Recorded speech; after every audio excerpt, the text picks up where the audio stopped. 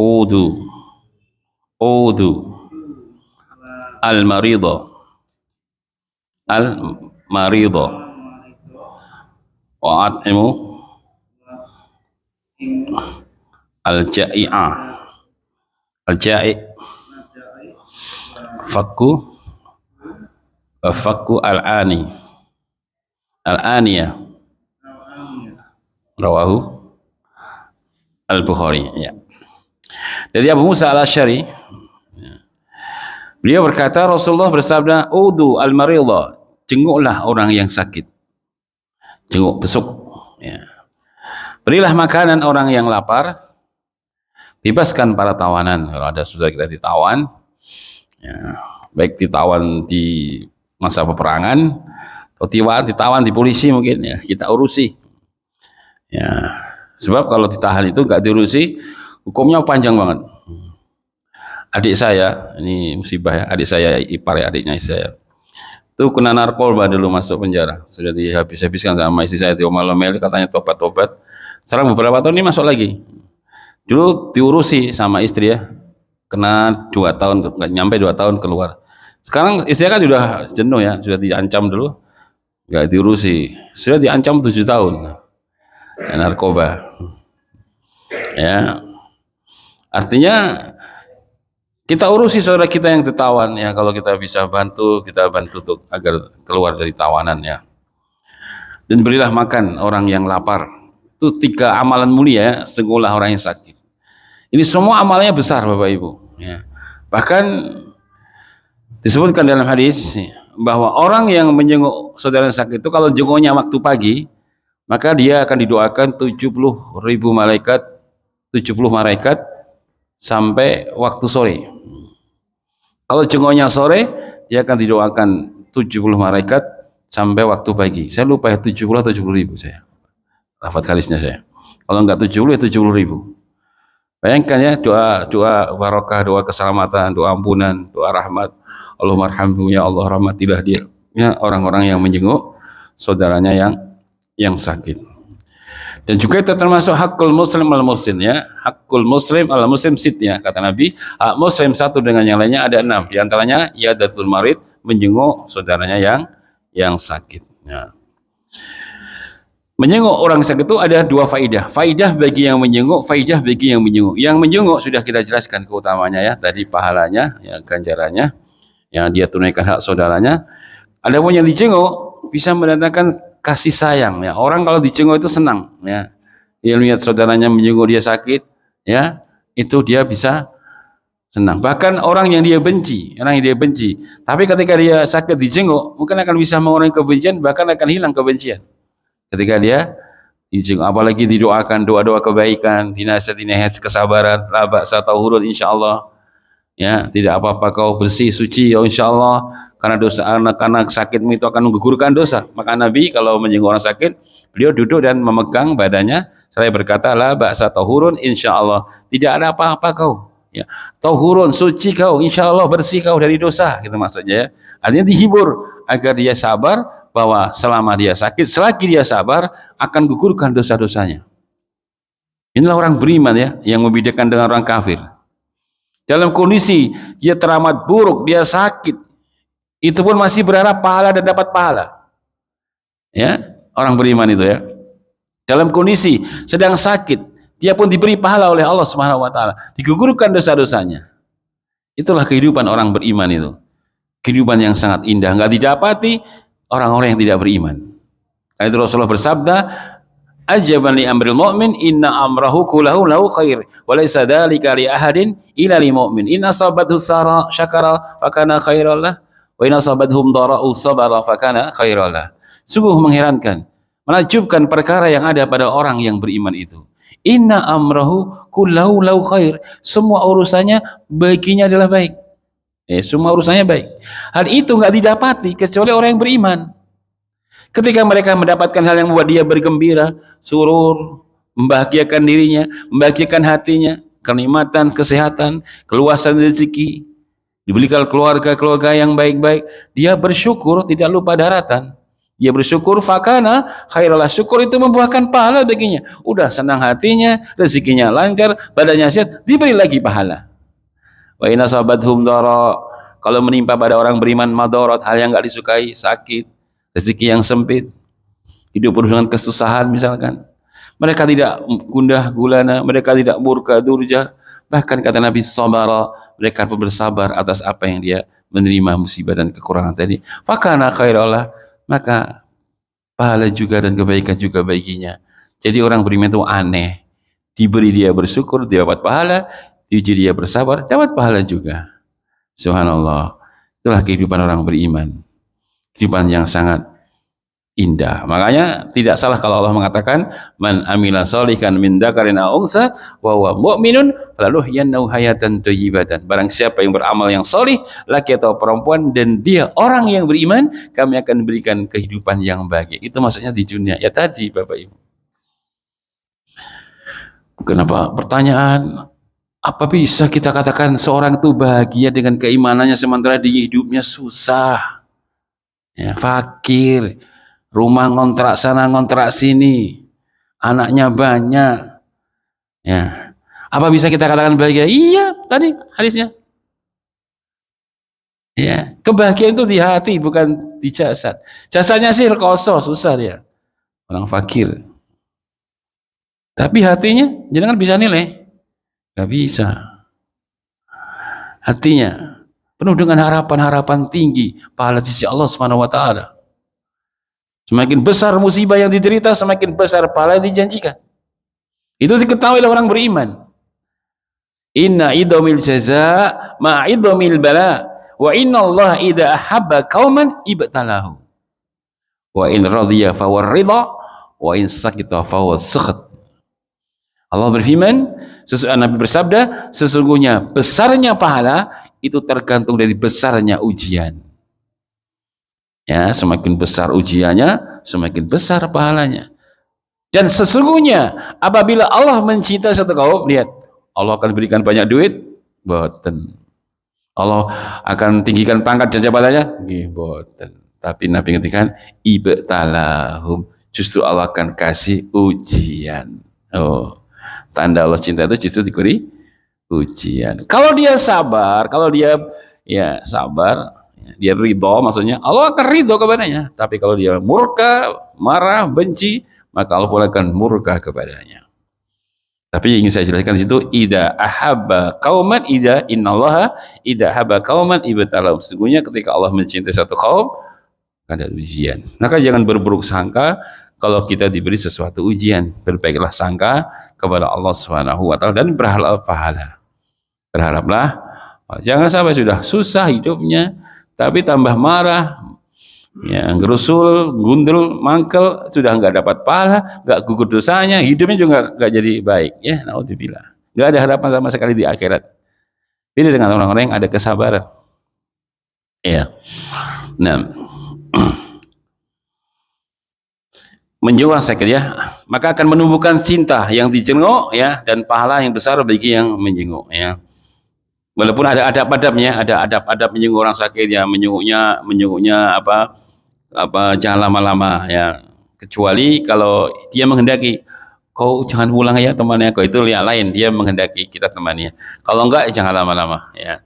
Sebab kadang dia itu dalam kondisi masih sakit, ya, tapi dia tahan, ya, maka kalau jenguk ya jangan lama-lama, sekedarnya nasihat-nasihat baik, kasih kabar, ya, diberi kabar-kabar gembira dengan pahala dan janji Allah, dengan kesabaran digugurkan dosa-dosa, syukur-syukur memberi sumbangan, ya, ada sedikit rezeki, bantu untuk beli obat atau bayar dokter atau yang lain-lainnya. Itu Masya Allah kehidupan seorang beriman seperti itu, menjenguk saudaranya yang sakit.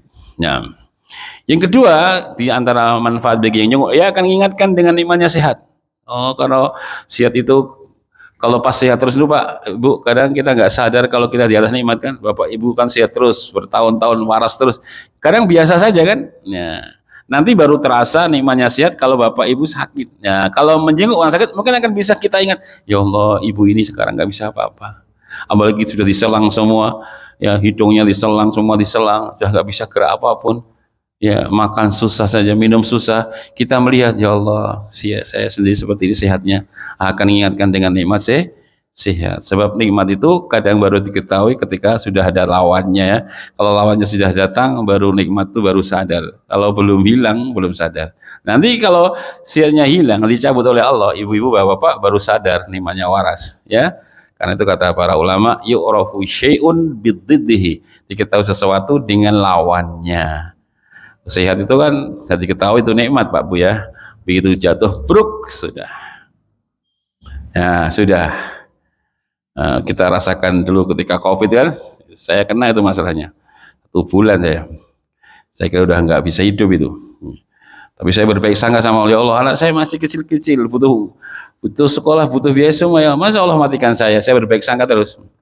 Ya, saya berbaik sangka pada Allah, mungkin Allah akan matikan saya.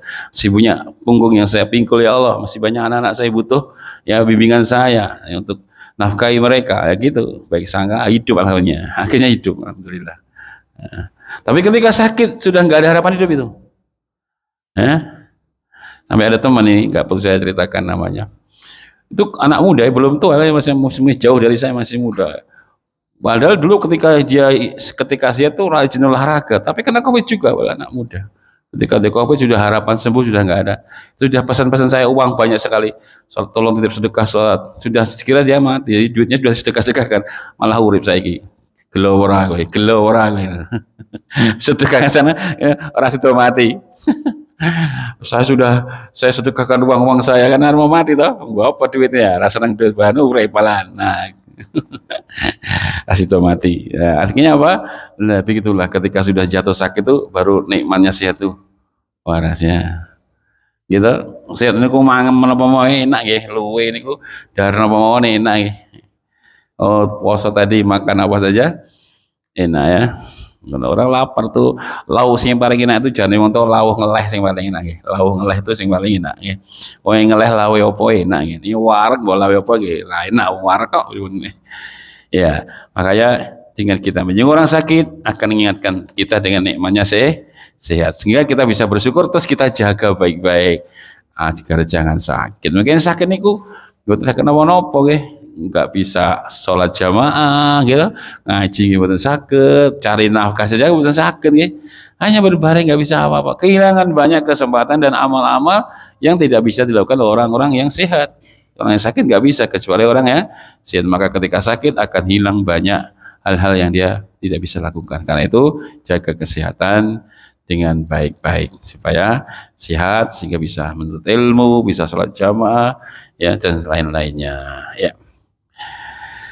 Kemudian yang kedua memberikan makan, keutamaan kedua memberikan makan. Ini jelas ya, memberikan makan dari sisi manapun baik ya. Bahkan disebutkan dalam banyak dalil ya. Al-Quran menyebut, hadis-hadis Rasulullah banyak sekali. Ya, Allah Subhanahu Wa Taala aja memuji dalam Al-Quran. Siapa yang tidak ingin dapat pujian dari Allah?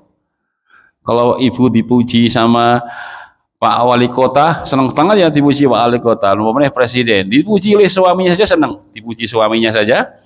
Itu senang, itu manusia itu tobiannya suka dipuji, hubul madah ya toh. Kadang dipuji dengan tipuan aja senang loh. Ya, istrinya ya dipuji sama suaminya, Masya Allah deh kau itu tambah tua semakin tambah anggun dan cantik saja. Napa gitu Mas? Padahal itu dihapusi loh Bu. Tinggi seneng niku. Apa gitu Mas? Iya, wallahi deh tambah tua tambah manis. Langsung beli cermin sing gede niku. Oh iya ya. Baru dek jilid duit saya ya. Oh, ya gara-gara utang toh. Arep nolak nggih perke wis dipuji ya nggih. Kadang dihapusi wae seneng orang dipuji. Nah, makanya apa ketika dipuji ya seperti itu manusia ya. Nah, maka yang muji Allah, Masya Allah. Siapa yang nggak senang dipuji? Yang muji Allah Subhanahu wa Ta'ala. Di antara siapa? Orang-orang yang memberi makan. Disebutkan dalam surah Al-Insan. Nanti dicek di ayat berapa saya lupa. Allah berfirman, wa yut'imuna at'ama ala khubbihi miskinan wa yatiman wa asira innama nut'imukum liwajhillah la nuridu minkum jazaa'an wala syukura. Mereka orang-orang yang memberikan makanan-makanan ala khubbihi, yang mereka juga senang dengan makanan itu kepada anak-anak yatim, orang fakir dan para tawanan. Ini tadi. Dan diberikan para tawanan. Dan dia memberikan makanan itu, kata Allah, mereka tidak mengharapkan balas jasa, bahkan tidak butuh ucapan terima kasih. Innama nut'imukum liwajhillah. Tiada lain pemberian makan mereka, hanya mencari wajahnya Allah, ridho dan pahala Allah. Lihat, dipuji oleh Allah dalam Al-Quran. Nabi juga bersabda ketika awal kali beliau menginjak kota Madinah, beliau berkata, ya ayyuhan nas at'imu ta'am wa afsus salam wa asilul arham wa salul lail wa nasuniyam tadkhulu jannata ribukum bisalam. Wahai segera manusia, berilah makanan, lihat, berilah makanan pertama kali, ya, sebarkanlah salam, sambunglah silaturahim, selalah malam di kala manusia tidur, kau akan masuk surga Tuhan kalian dengan penuh keselamatan. Di antara sifatnya apa yang 4 tadi adalah memberikan makanan, lihat, mendatangkan surga Allah Subhanahu wa ta'ala. Juga dalam hadis ketika Rasulullah menyebutkan tentang kamar-kamar yang sangat indah di surga, maka ada orang Arabi, orang Badui bertanya, liman hiya ya Rasulullah, rumah dan kamar yang indah-indah itu nanti untuk siapa ya Rasulullah? Nabi katakan, liman atobal kalam, Allah berikan rumah dan kamar ini itu teruntuk orang-orang yang baik tutur katanya. Yang kedua, orang yang suka bersedekah makanan. Lihat, ini banyak lagi del-del yang lainnya tentang makanan itu. Di dalam Islam sangat mulia, amalan yang sangat mulia, karena makan itu sumber kehidupan, ya. Makanya kalau kita beri makanan orang itu menjadi beramal, kita dapat pahala. Ya, Rasulullah mengatakan, ma wuti'a ta'amun illa waba'allahu fihi barakah. Tidaklah makanan yang diberikan, yang dihidangkan, yang dikasihkan, yang ditraktirkan, ya, kecuali akan menjadi barokah bagi yang memberi, barokah bagi yang diberi. Yang memberi jelas pahalanya, ya. Yang diberi, orang kalau lapar dikasih makan dia senang, setelah dia punya energi dia beramal, kan, dia bekerja, dia beramal, maka setiap kali dia beramal soleh karena hasil dari tenaga energi makanan yang diberikan oleh seseorang tadi, maka yang beri makanan tadi dapat pahala. Subhanallah. Itu makna hadis, ma wudi'a ta'amun illa wa ba'allahu fihi barakah. Ya, maka senanglah bagi-bagi makanan, senanglah neraktir orang, ya. Kalau masuk rumah makan mau bayar, rebutan bayar, jangan rebutan Melayu, rebutan bayar, ya. Ya, itu kalau di kalangan teman-teman gitu, kalau udah masuk rumah makan sisian bayar, sudah kebiasaan teman-teman, ya. Sisian ke bayar kasir, ya. Alhamdulillah itu semangat, bukan mau riak Pak, bukan, memang ingin dapat pahala, ya. Ya, sisian bayar, ya, begitu, ya. Betul tuh, sudah mengetahui keutamaannya, ya. Tapi yang buatan duit nggih pun maksa-maksa kok dia jatah blonjo, jangan bayar ke boleh Pak duit blonjo, entah dek jenengan patuh kalau bojone. Arwah oleh, sing penting niku keluargarian, ya. Wabda biman ta'ul, kata Nabi, mulailah dari apa yang menjadi tanggungan keluargamu, ya keluargarian, ya keluarga turah lah niku, ya keluarga pas-pasan nggih keluargarian, karena semua menafkah yang kita berikan anak itu dapat pahala juga. Jangan dikira enggak sedekah, ya. Innaka latunfiqu nafaqatan tabtaghi biha wajhallah ila ujirta 'alaika hatta ma taj'alu fi imra'atik. Tidaklah seorang suami berikan nafkah dengan satu nafkah, tapi niatnya apa? Ingin cari ridho Allah, bukan cari ridho istri, cari ridhonya Allah. Kecuali kau akan diberikan pahala sampai yang kau masukkan ke mulut istri Anda. Lihat. Nah, jadi ibu bapak kasih nafkah anak itu jangan kira nggak berpahala. Jangan kalau kasih uang 100.000 kepada orang miskin merasa dapat pahala, kan? Iya. Tapi kalau kasih istri nggak merasa dapat pahala, salah. Sama, bahkan pahalanya lebih besar dulu kepada keluarganya. Wabda biman ta'ul tadi, mulailah dari apa yang menjadi tanggungan keluargamu, ya. Kafa bil mar'i ismun an yudai man yakut, cukuplah seorang suami divonis dosa ketika dia menelantarkan orang yang menjadi tanggungan makanannya, ya. Jadi awali semua kebaikan dari keluarga, ya. Jadi itu yang ketiga adalah membebaskan tawanan. Itu 3 amalan yang sangat mulia yang dicintai oleh Allah Subhanahu wa ta'ala. Lanjut Mas Pak Guru, Guru Akabal Bilad, ya. Minum Pak, ya. Bismillah.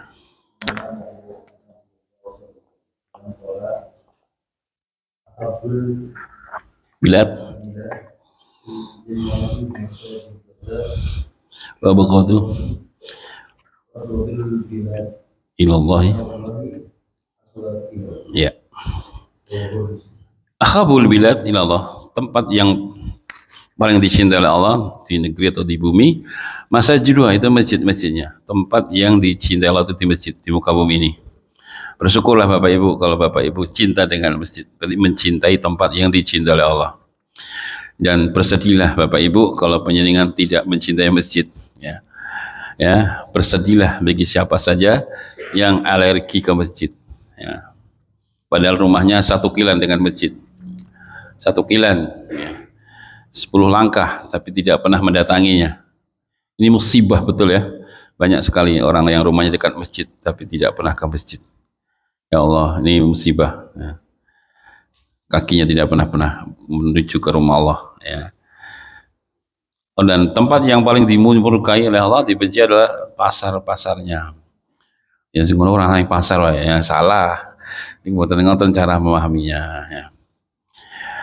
Karena pasar itu memang banyak keributan ya, orang itu banyak ribut, teriak-teriak, ya. Yang jual apa penipu tipuan, yang membeli ngundet, tahu ngundet, nyolong ya, mangan jiko jambu pitu ngomong telu misalnya, mangan lento songo hitung telu ya, mangane limo hitung loro, jajar warung toh, mangan lentone limo hitung telu, lento telu bu, nah, tempene loro bae tempene limo, ngabuk niku ya. Atau yang jual kadang nyuri timbangan ya, isinya bohong-bohongan banyak di pasar itu ya, teriak-teriak ribut-ribut, hanya masalah sedikit saja ribut, masalah parkir ribut, masalah ini ribut di pasar itu ya. Tempat banyak keributan-keributan, bukan berarti kita dilarang pergi ke pasar, bukan berarti kita jual di pasar dilarang, jangan kemudian nanti nggak mau jual di pasar, salah ya. Ya, jangan memahami ayat seperti itu ya. Tapi itu adalah bahwa pasar itu tempat banyak kejahatan. Makanya disuruh hati-hati, banyak berdoa ketika masuk pasar. Ada doanya khusus itu ketika masuk pasar ya, supaya tidak selamat dari kejahatan dan keburukan di pasar. Kalau di masa Umar bin Khattab jadi khalifah, itu semua penjual itu tidak boleh masuk pasar atau jual beli sebelum dia paham hukum seputar jual beli. Nah, kalau belum paham jual beli, fikih jual beli nggak boleh jadi bakul. Itu di masa Umar. Nanti kalau saya jadi presiden, saya akan gitukan Pak. Nah, yang dikleco kudu ngaji kabeh, jangan ngaji lah bakul no ya. Nah, kalau saya presiden, tapi ya mungkin presiden ya. Kalau Umar begitu, tidak boleh masuk pasar kami orang tidak punya tidak tahu hukum seputar jual beli. Nah, kalau nggak tahu hukum nanti akan riba, menipu, mencuri. Itu memang di masa Nabi nggak ada penipu, ada. Nabi pernah masuk pasar, ada gandum, Nabi masukkan tangannya, gandumnya di atas kering Pak, tapi Nabi masuk ke dalam, jeruknya basah. Ya, bahkan udah diabot kalau timbangan, atasnya bagus kering-kering, tapi Nabi masukkan ke tengah gandum, dalamnya basah. Nabi mengatakan, siapa yang menipu bukan dari golongan kami. Siapa yang menipu bukan dari man qasana malaisa qasa. Siapa yang nipu bukan dari golongan kami. Karena ditipu itu gandum yang tengahnya basah, sehingga kalau ditimbang berat ya, tapi atasnya bagus kering-kering. Ya, nah itu ya. Nah, itu pasar di pasar di masa Nabi aja banyak orang yang berjual beli dengan dusta, apalagi sekarang ya. Banyak hal yang itu dijauhi. Kalau di masjid tempatnya rahmat, makanya doanya Allah maftahli abwaaba rahmat gitu. Kalau masuk masjid, ya Allah pakai kaki kanan bukalah pintu barokah rahmat bagiku, karena masjid tempatnya rahmat.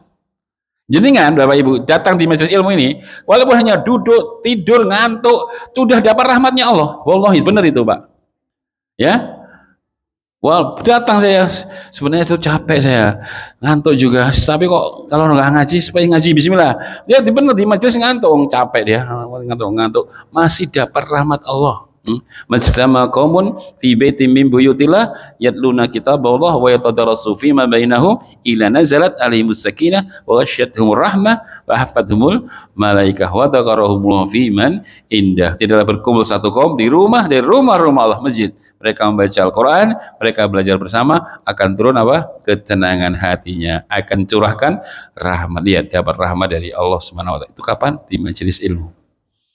Masjid masalahnya tempat sumber turunnya rahmat. Nah, ya begitu ya, jangan dipahami nanti tidak mau ke pasar. Ibu-ibu, bu, nih pasar sih, mau Pak, pasar tempat paling dibenci oleh Allah loh Pak. Waduh, repot ini. Ngajinya salah Pak, paham ya. Bukan begitu maksudnya ya. Nah, lanjutnya, Pak.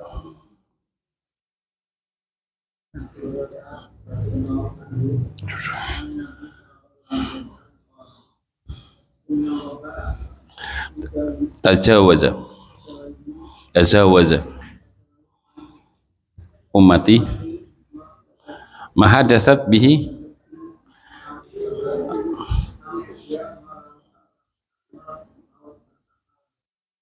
Ya, sesungguhnya Allah tazawad, sesungguhnya Allah memaafkan ya, tazawad, maafkan dari umatku kata Nabi apa yang terbesit di hatinya. Jadi terbesit dari hati baru batin tuh belum sudah dimaafkan kalau batinnya elek ya, ada keinginan berbuat buruk di hatinya itu Allah belum menghitungnya.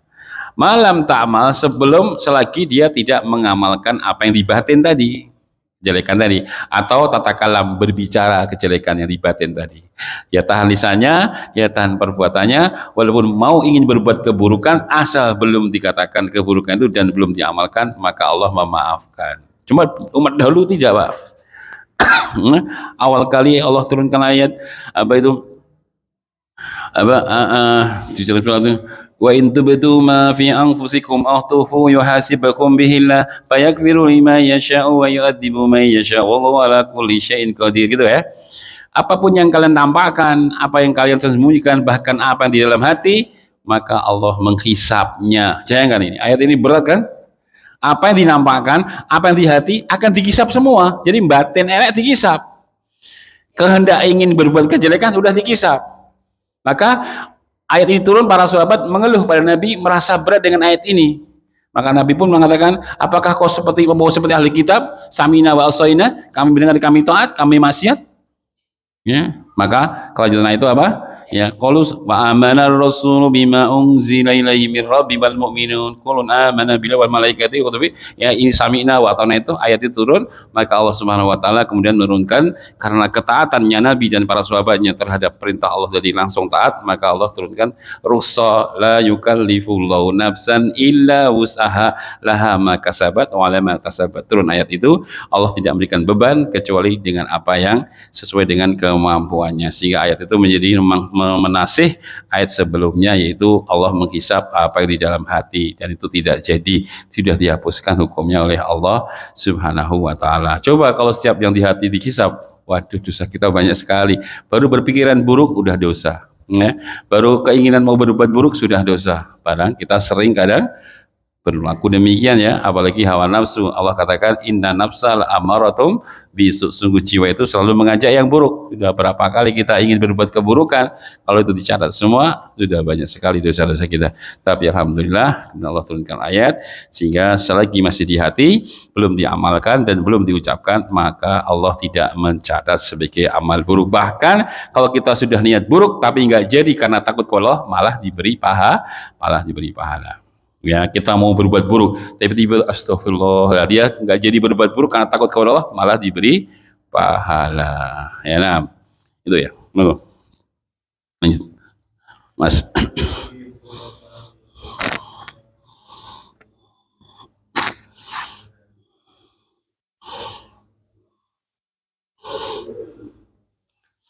Iya, badal Islam gharib. Islam dulu datang dalam keadaan asing ya. Awal-awal Islam datang kan asing. Masa ini agama yang nyembah satu Tuhan?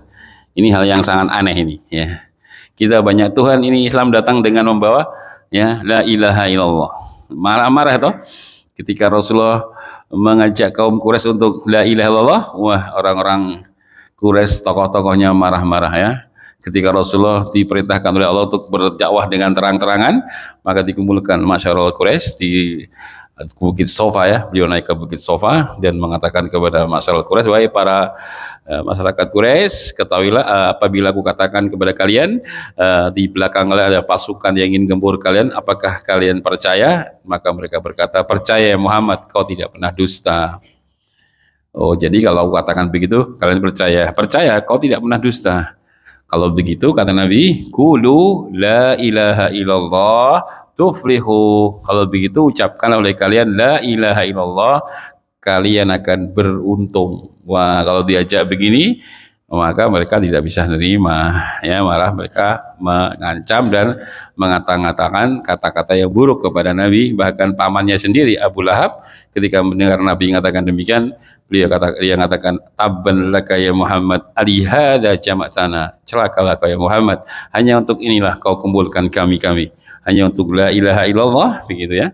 Karena mereka tidak bisa menerima ini agama aneh, menyembah hanya satu Tuhan, sementara kami memiliki banyak-banyak Tuhan. Nah, awalnya datang asing, nanti akan kembali asing sebagaimana awal dulu kali datang. Ya, orang mengamalkan sunnah pada heran ya. Ya, orang mengamalkan sunnah pada heran, nanti akan datang masa demikian. Fatuba lil qurba, maka beruntunglah orang-orang yang asing tadi di tengah-tengah Islam yang sudah asing tadi. Ini banyak tafsiran di kalangan para ulama ya tentang qurba situ. Ada yang mengatakan qurba maksudnya orang-orang yang selalu di atas ketaatan di tengah manusia sudah banyak maksiat. Itu makna yang paling kuat ya. Mana qurba lah akan nanti datang masa manusia banyak maksiat tapi dia orang-orang yang selalu taat kepada Allah. Ya ketaatan di banyak manusia yang maksiat tapi dia masih taat kepada Allah Subhanahu wa taala. Nah itu nanti, ya mungkin nanti orang yang sholat jamaah bisa dihitung dengan jari. Di saat orang sudah maksiat semua, masih ada orang-orang sedikit yang mereka terus menjaga sholat jamaah. Ya, akan datang masa-masa seperti itu nanti. Islam sudah hilang, sudah para ulama sudah dimatikan. Ya, orang sudah nggak lagi peduli dengan agama, belajar agama sudah ya males-malesan. Ya, kalau anak pinter-pinter, sing pinter-pinter sholat ke umum, sing bodoh-bodoh sholat ke pondok, ya toh. Gitu Pak, kue sing kue pinter ning sekolah negeri wae, kita di dokter atau pilot, kue sing bodoh ning pondok ono, yang ono kue keliru ya, sing pinter lah ono pondok, pinter di ulama, ya, sing ora, sing pinter iman sekolah ke pondok, pinter-pinter orang yang pondok itu gitu ya Allah, ya, akhirnya di pondok di sini koretan-koretan ya, gitu. Ya karena sing anak yang pintar itu sekolah ning umum, kalau sing bodoh di kono yang pondok we. Ya Allah. Di bengkel pondok itu. Yo sing pintar sing pondok, ben dadi wong alim. Ya pintar kan nggih ngapalke Al-Qur'an cepet, nggih memahami cepet. Ya jelaske juga pintar. Nah, orang pintar otak pintar kan enak orang pintar itu, ya. Belajar agama pun juga cepat ya. Nah, karena itu orang sudah tidak lagi semangat belajar agama, ya hilang ilmunya.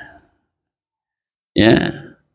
Kemudian apa? Ittakhaduna sanra'usal juhala. Manusia mengambil pemimpin-pemimpin yang bodoh. Ya. Fasuilu haftau, maka mereka ditanya tentang sesuatu, mereka berfatwa bi ghairi ilm, tanpa ilmu, dhallu fa'dhallu, sesat dan menyesatkan. Orang sudah enggak ada orang dulu dengan agama, ya orang-orang para ulama sudah mati, orang-orang alim sudah pada mati, akhirnya apa? Manusia mengangkat orang-orang bodoh sebagai pemimpin, sebagai mufti ahli fatwa, sebagai pak kiai. Ditanya sesuatu, fa'aftau, dia berfatwa tapi bighairi ilm, tanpa ilmu, kata Nabi. Sesat dan menyesatkan, kata Nabi. Nah, itu nanti akan datang masa. Ya, ruwaibidah namanya. Ruwaibidah itu apa? Orang yang bodoh tapi ngomong masalah umat. Itu nanti akan ada datang masa. Diriwayatkan oleh Imam Muslim dari hadis Hudzaifah bin Yaman, Rasulullah mengatakan, saya atiala nasi sanawatun khoda'atun yusaddiqu fiyal kadhib wa yukadzibu fiyal shadiq wa yu'tamanu fiyal khawin wa yukhawanu fihal amin wa yantiqu fiha ruwaibidah. Qila wa ma ruwaibidah? Qala rajulu tafih yatakallamu fi amril ammah. Akan datang satu masa, tahun-tahun yang menipu, kata Nabi. Orang yang jujur dikatakan pendusta, para pendusta dikatakan jujur. Orang yang amanah dikatakan pengkhianat, para pengkhianat malah dikatakan amanah. Coba. Orang yang amanah dikatakan pendusta, dibuang. Orang yang pengkhianat dijadikan pemimpin. Repot ya? Orang yang jujur dikatakan pembohong, pendusta, pendusta dikatakan jujur. Waduh, terbolak-balik kan? Nabi katakan sanawat khodaat, tahun-tahun menipu karena terbolak-balik tadi. Terus akan berbicara para ruwaibidah. Nah, ruwaibidah ini sahabat nggak paham. Apa itu ruwaibidah ya Rasulullah?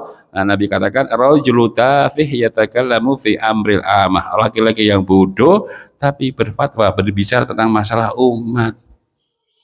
Ya, coba ketika terjadi fitnah-fitnah, yang diwawancarai siapa? Politikus diwawancarai, budayawan diwawancarai, ahli klinik, ahli syirik diwawancarai, artis diwawancarai. Ini masalah teroris yang diwawancarai politikus, yang diwawancarai budayawan. Siapa yang bisa jawab dengan benar? Ini ahli ulama yang bicara tentang masalah ini ya.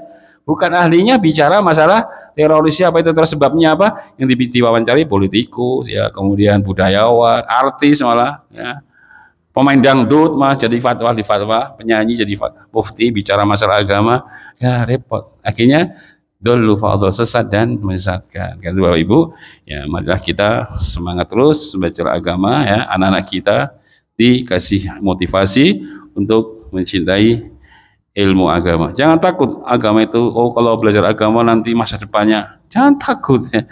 Masa depan apa? Dunia loh. Jangan takut. Dunia itu ya, kalau orang tuh bertakwa dan beriman, Allah akan berikan dunia. Wa may yattaqillaha yaj'al lahu makhraja wa yarzuqhu min haitsu la yahtasib. Siapa yang bertakwa kepada Allah, Allah akan berikan jalan keluar dan rezeki dari arah yang tidak disangka. Maka akhirat ada segala-galanya. Kalau kita cari akhirat, dunia pasti akan diberi oleh Allah Subhanahu wa taala. Tapi kalau kita nguber dunia, jangan mengharap akhirat akan diberikan kepada kita. Demikian Bapak Ibu yang bisa kita baca pada malam ini, semoga bermanfaat. Subhanakallahumma wa bihamdika asyhadu an la ilaha illa anta astaghfiruka wa atubu ilaik. Assalamualaikum warahmatullahi wabarakatuh.